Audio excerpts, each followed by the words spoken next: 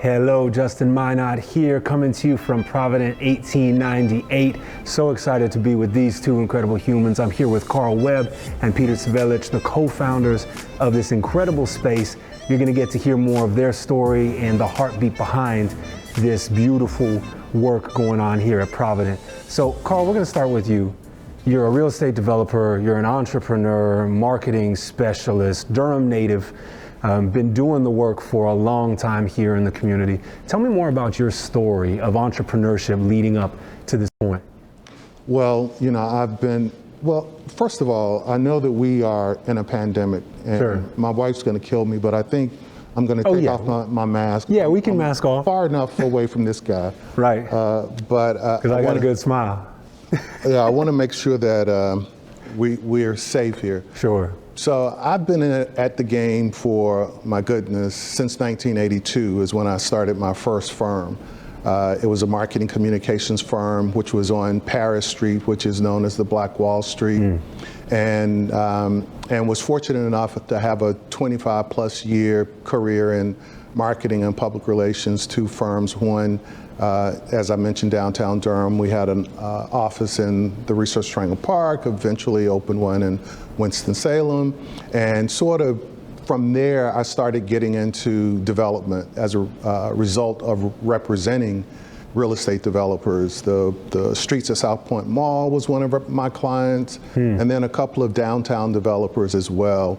And so as I started to see my hometown of Durham change, I felt like it was really important that I repositioned myself in the ecosystem that was being formed, that I didn't think fully represented the contribution of about 50% of Durham's population, the African American community. So that's sort of a little bit from how I got started, then made the shift into real estate, and can go into a deeper dive about real estate, but it was really driven by the lack of representation that I felt like did not exist, and then needing to step into that spot. And from there, the rest has been history. I was blessed and fortunate to grow up in a community like Durham, where there were so many African American entrepreneurs and business people that I could they could model before me what it was to be a business person. So my commitment as I move into this next phase of my life is to try to create a similar opportunity for the next generation of entrepreneurs and creatives, hence Provident 1898. Sure. Well, and that really resonates for me, the idea of being almost pulled into this work by the need to step into that real estate development space and the other spaces that you're currently stepping into, because of the gaps and because of the opportunities that are there. So, Peter, I want to hear a bit from you. You are a former missionary kid here in Durham, entrepreneur, real estate developer as well, doing beautiful work. Someone who I see as an advocate for this city, for the Black community, for people of color in general, just a beautiful soul, and excited to be on this journey with you. Tell me about your story. How'd you end up here? Yeah, well, I like you said, I grew up overseas as a missionary kid in the Philippines, and I think that definitely shaped my worldview for the rest of my life. Living cross-culturally as a white man in a place where that was not the common skin color, and having to be working in a different language is something that influenced what I wanted to do in life. And I started out pursuing international development, working here in the community with an international development consulting firm, but realized that despite growing up overseas, I was making a family with my wife here in North Carolina, and wanted to be involved in projects that were developing community and the local economy closer to home. And since grad school, Durham has become my adopted home. My wife works here as a pharmacist, and through the real estate development space, I was connected with Carl Webb. We worked on the redevelopment of the historic trust building in downtown Durham, and that was our first project together. And that inspired us to think about how we could continue to reinvest in holding spaces that were historically significant to Durham, but also create opportunities for the next generation. And so I've really enjoyed learning about Durham's rich legacy and history through Carl, and now I feel like I can't leave. Right, it's the spot for you. Well, and I love seeing the heartbeat of development and international development now coming home and saying, okay, I want to really deeply invest in my community. So now, you two are a really interesting pair. How did you two come together to end up doing this work, right? You ended up working on that space, but Carl, share a little bit more of this, this dynamic duo story. Yeah, I think Peter touched on it a bit. We had an opportunity through a mutual business associate to be introduced, first of all. And really, you know, the skill set that I bring to the table is around community development, community relations, and visioning what could happen and bringing communities and individuals together. Peter really complements me well because he's the tactician. He's really good on the analysis piece of things. Surgical precision. He's very detailed oriented, and I can be, you know, big picture kind of guy.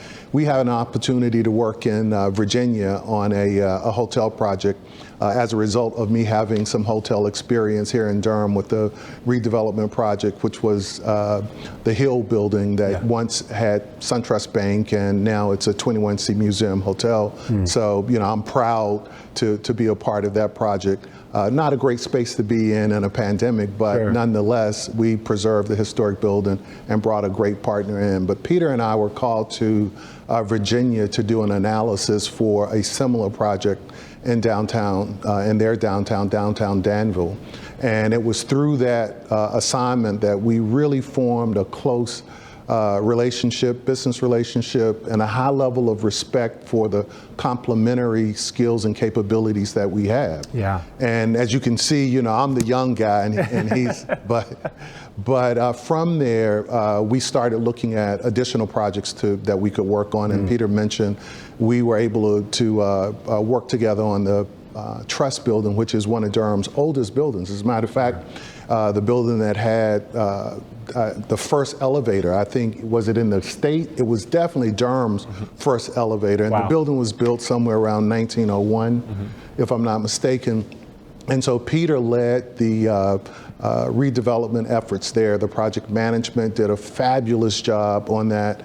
And so he and I really got even closer through that experience and started saying, okay, what next for us? Because one of the tenants that operated in that building is American Underground. And so we got a chance to see just how critical creating spaces for entrepreneurs and innovators, how critical that was. One of the things, because of my sensitivity, was that I just didn't see enough diversity in what was happening in downtown, not just there, but period. And looking at North Carolina Mutual and this historic landmark that we're in, it just seemed to make sense that we would collaborate on re-envisioning what could happen here. I've been an owner of this property since 2006, so it wasn't, you know, it wasn't a new thing, but it was a new vision, and with Peter's energy, we could go in a different direction. So Peter, chime in on that. Tell me about the birth of Provident 1898. So from that story,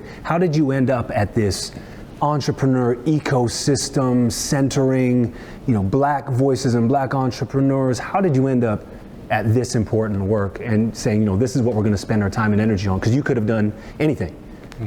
Well, as Carl mentioned, you know, some of it started with the space and having a historic landmark like the NC Mutual building that we didn't feel was being recognized as much as it should be. And some of that was due to the fact that the space was not as accessible. The building was built in the early 1960s and really was a community space at the time. Certainly employed a lot of people, but it had in its concourse level a cafeteria that the general public could eat out of. It had a auditorium, 300 seats with a stage that was used for productions, graduation, which is where we're ceremonies. Sitting right now. Exactly.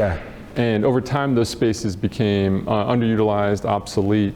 And so in trying to elevate the significance and the visibility of the overall building, we really had to bring these community spaces back to life. Present day, office building, community space, co-working was a natural pivot for us. And so in re-envisioning the space as from cafeteria and auditorium to shared office, meeting rooms, common areas.